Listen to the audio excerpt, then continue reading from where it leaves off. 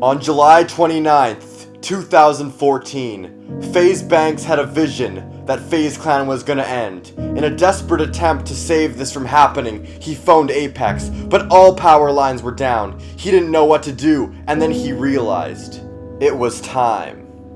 It was time to do what no other clan leader had dared to ever do.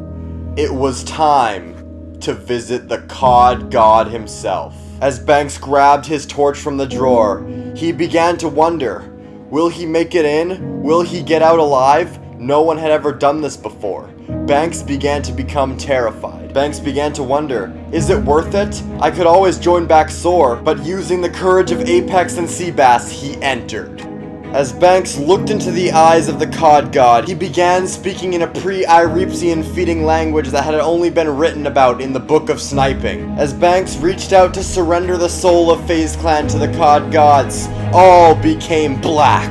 As Banks began to regain consciousness, he heard a voice that could be none other than the COD God itself. Banks, I have heard your prayers, and I have decided that I will send my one and only son to this earth, so that he, too, may help you lead the FaZe Clan. A combination of speed and agility, originality and personality. He brought sniping into this world, and just as he brought it in, he will see it to the end. I give you my son, FaZe Grizz.